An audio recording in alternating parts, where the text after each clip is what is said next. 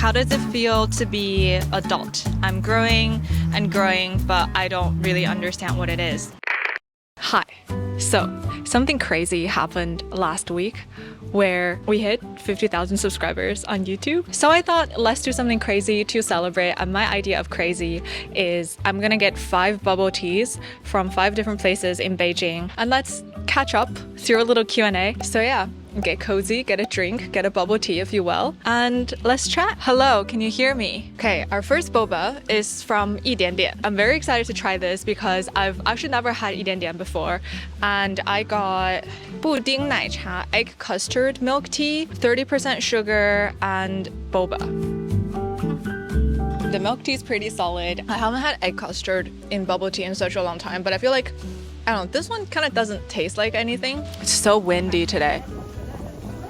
By the way, for those of you who are wondering, tapioca press just means tapioca pearls from bubble tea. So let's start with a little life update. How's life in Beijing? I guess for those of you who are relatively new here, just to catch you up a little bit because this period of my life is a little bit confusing for me too. My name is Evelyn. I'm 29 years old. I live in China and I quit my job in tech last year. So YouTube is my full-time job right now. I used to live in Guangzhou, but about a month ago, I moved back home to Shenyang, which is where I'm from, to live with my parents. And now I'm actually in Beijing. I worked in tech here in Beijing for about 2.5 years between 2021 and 2023. And now I'm back here because life back home started to feel a bit stagnant. And one of you guys, a very sweet subscriber, sublet me her apartment for a very cheap price. So I get to spend some time in my favorite city in the world again. Very, very grateful for that. So yeah, I've been in Beijing for a couple of weeks now. It's nice to live alone after living with my partner for a while and then with my parents. I've been seeing some friends in Beijing,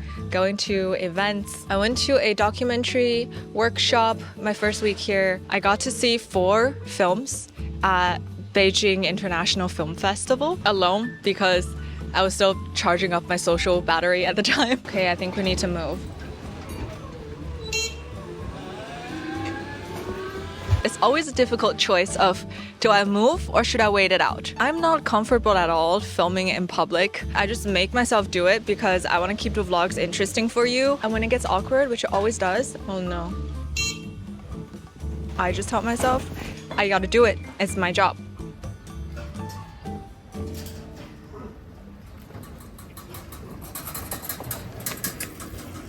Okay, we're back. Where were we? A few of you guys asked this, so let's just get it out of the way. How's long distance with Dave? Are you still together? Not gonna lie, long distance is not great, especially when there's a time difference. I value spending time with my significant other. Also, my attachment style is anxious, so it's really difficult for me to not get constant reassurance that I'm loved, which is something I am working on. Anyways, there are a lot of upsides of long distance. Oh, hi. I don't know if I've shared this before, but I have been in super long-term relationships since I was 18.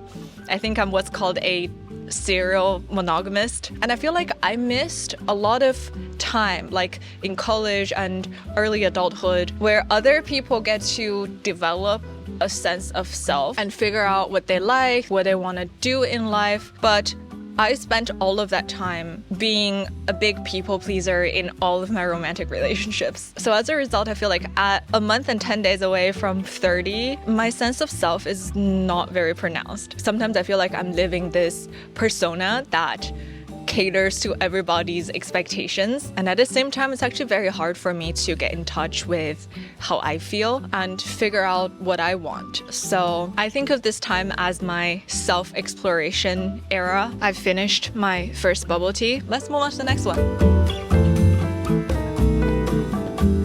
I got really thirsty from drinking the boba, so I just got lemon water this time, 30% sugar from misfit, which is an insanely popular brand in China at the moment. They're known for being super cheap. This lemon water is like 4 kuai, less than $1. Yeah, it gets a little awkward. What do you think you'll miss about living in China? This is definitely one of them. I guess, okay, a little bit of background for you in case you're new here. I am from China. I went to university in America and I'm planning on moving to Berlin. I briefly explained why in another video. There are a lot of things I will miss about living in China. The biggest one being feeling like it's my right to be here.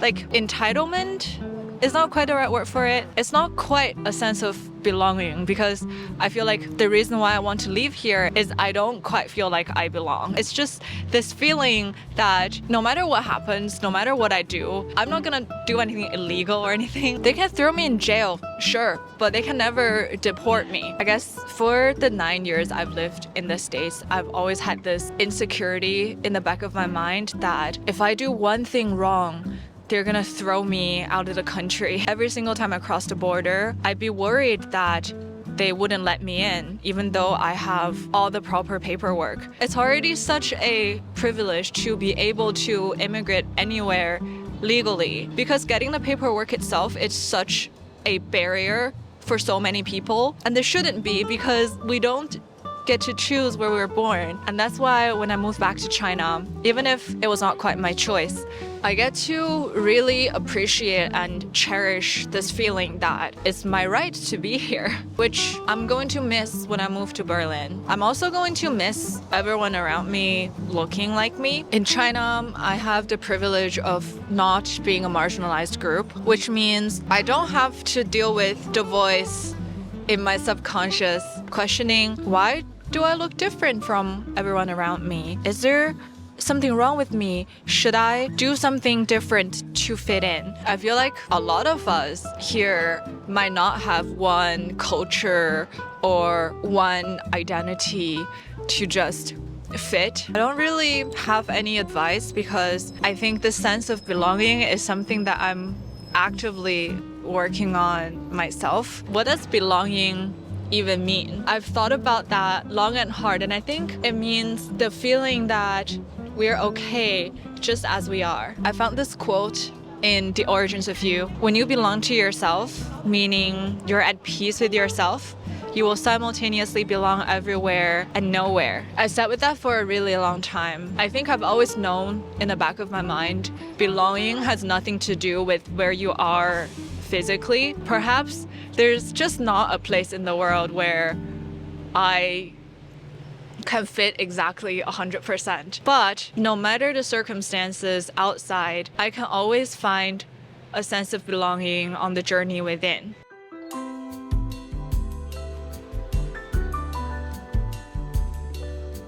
Oh, there just so happens to be some chairs and a bubble tea waiting for me. As it happens, we have brown sugar milk foam from Cha Bai Dao. The cheese foam is really thick. I love it. Okay. I feel like a lot of you guys might know me because I quit my job in tech to take on this very financially unstable career of being a YouTuber. Finance is something that I've known for years that I should get on top of, but I'm scared to tackle this topic because one, I've realized money doesn't make me happy, but two, not feeling a sense of financial security really stresses me out. And one thing that I definitely underestimated before quitting my job was the amount of financial stress that comes with not having a stable income. Some of you guys asked me, with 50,000 subscribers, is it enough to live a comfortable life?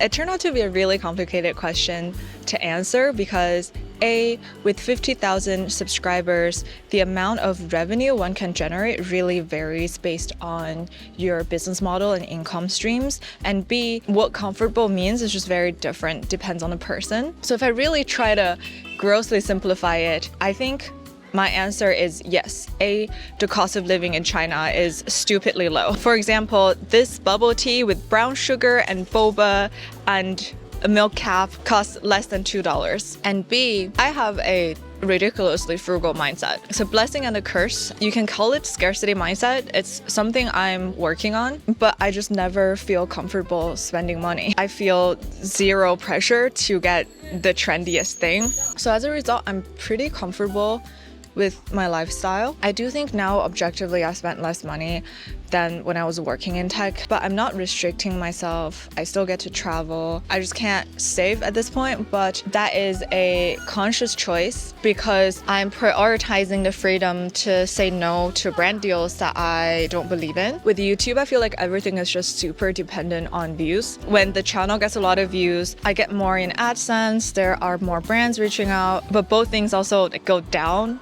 altogether when views are not good. And thanks to you guys lately, I feel like despite the fact that views are always going to fluctuate, I am feeling more confident that it's going to get better moving forward. So I'm significantly less stressed out about money these days compared to a few months ago. For a long while, I did feel like I have to go in my current direction after quitting my job. But that actually led to me burning out towards the end of last year. I think one really valuable lesson I'm learning from, I guess, freelancing now is that progress is not always linear. Something that feels very reassuring to me when I was working in corporate was the path of progression. At least when I'm working in tech or consulting, you always check in with your manager about how you're doing on the job, what's your career progression path. But that is a sense of direction and clarity that does not exist for YouTube among many other industries. I've had to learn to slow down and really think about,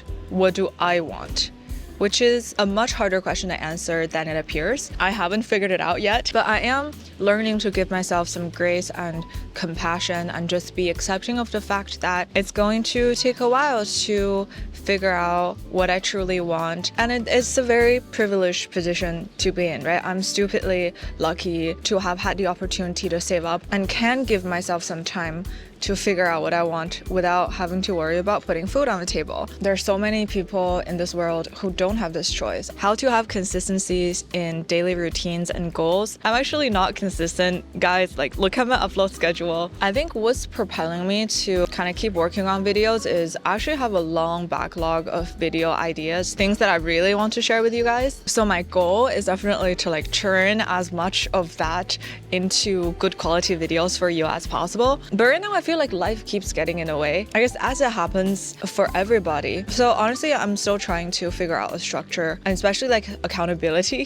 for myself. Small things I'm trying include having a morning routine. I meditate every morning and I try to do morning pages where I set my intention and my goals for today. I really find that starting the day with a list of what you want to accomplish helps me be more productive during the day, even though I never end up finishing the entire list. To what extent do you find yourself using your degree in life?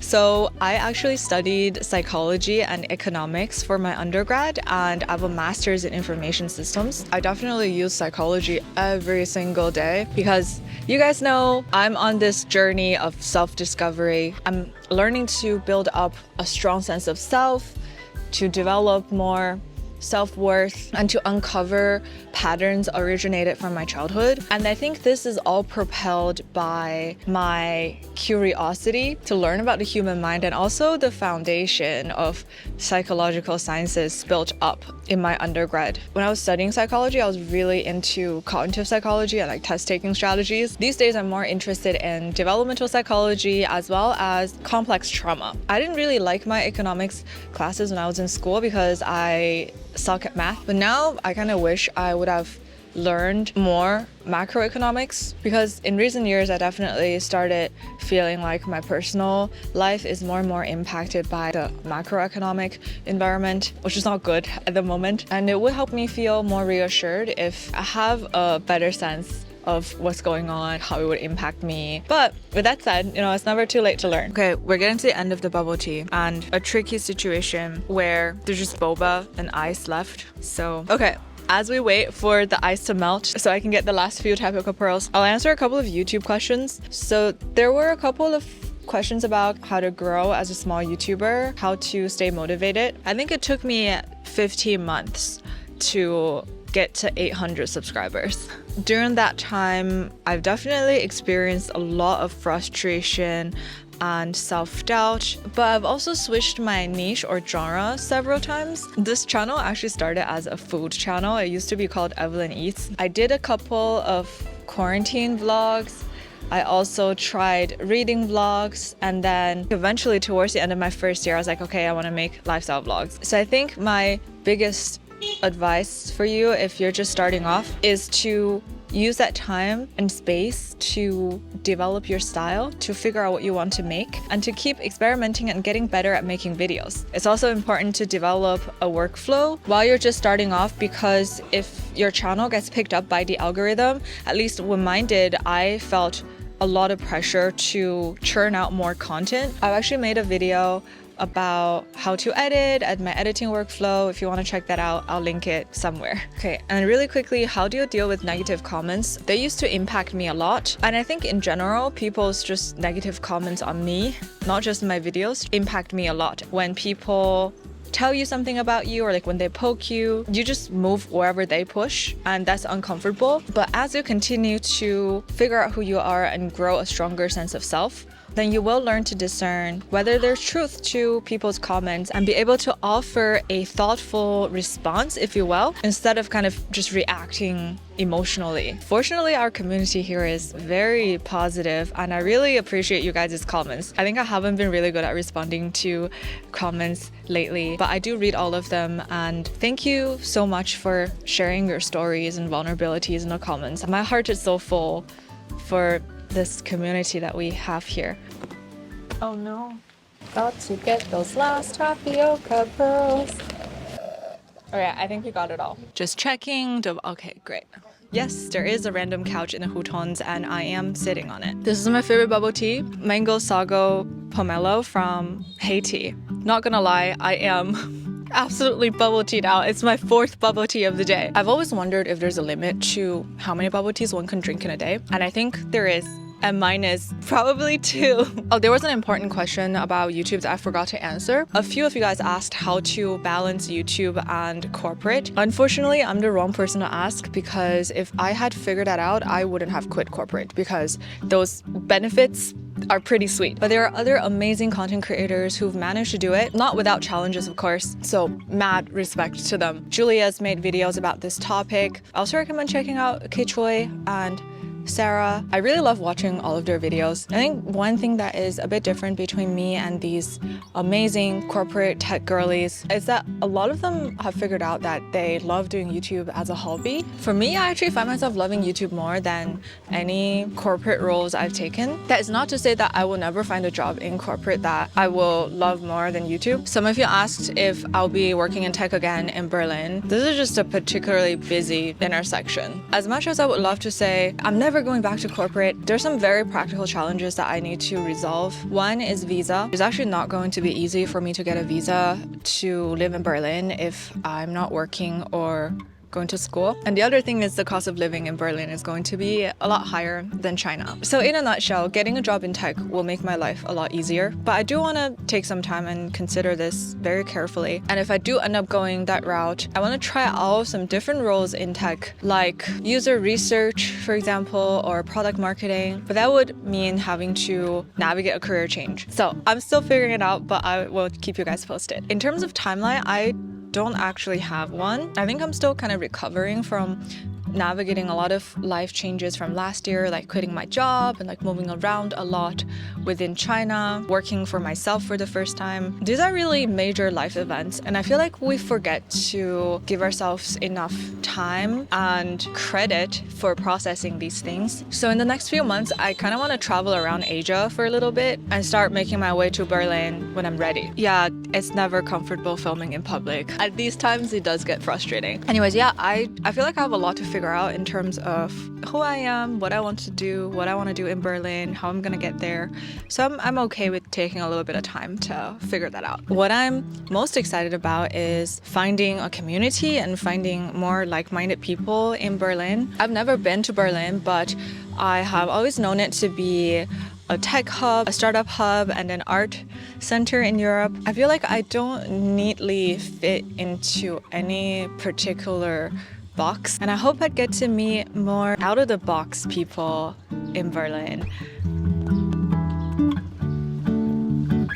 I never thought I would ever not want a bubble tea and a taro milk tea especially, but I think we have arrived at bubble tea number 5. Taro milk from cocoa with no ice, no sugar, with 麻薯. How do you say 麻薯 in English? So I started filming at like 1 o'clock. It's 7:08 now. You guys asked some really touching questions about adulting, so I want to quickly chat about that before signing off today. What do you do to stay in touch with old friends who may still be in the corporate world? How to maintain friendships in 20s? I've been thinking a lot about adult friendships these days. I don't know why, but I always end up becoming friends with my coworkers after I leave the job. So in Beijing, I've actually been hanging out with a few of my former colleagues from TikTok and from Amazon. I had lunch with my former boss the other day and we had a lovely time. I don't feel like we run out of things to talk about just because they're in corporate and I'm not. Even for my friends who still work in corporate, all of them without exception are also trying to figure out what they want to do. I think in my 20s, because I spent the first half of it in America and then very abruptly the second half I had to spend in China, there's like a big gap in my friendships. For the longest time, most of my deep conversations happened on FaceTime. Lately, I've been making an active effort to hang out more with friends in real life. I think in general, friendships are hard in our 20s, and I'm working on spending more quality time with the good people that I do get to call friends in my life. How does it feel to be adult? I'm growing and growing, but I don't really understand what it is. Honestly, I feel the same. I'm turning 30 in a month. And I feel like I'm just starting to learn who I am. So that's how adulting is going for me. This is kind of off on a tangent. But lately I've been working on limiting beliefs and learning to draw a line between beliefs I've developed growing up that are no longer helpful for me as an adult. And I think in the process, I'm learning that perhaps being an adult just means developing your own belief system. You no longer simply follow what your parents say or your teachers or professors or even your manager. You make your own decisions and take responsibility for the consequences of your actions. You're going to try your best, but you're going to make mistakes. Inevitably, you're going to also hurt other people. But every mistake, every failed relationship, every challenge is an opportunity to learn your way of being in the world as an adult. It's a journey that doesn't end once you start. And the best thing about it is you get to meet some really good people along the way. I'm very, very, very thankful for having 50,000 of you here on my journey. That's crazy. Thank you. Let's adult together. Gosh, I feel like this video is gonna be way too long, so I'm going to sign off here. I'll work on this one for the rest of the evening. Thank you so much for 50K. I'll see you in the next one. Cheers. What's my biggest fear right now? Death. Because I think this life is so worth it.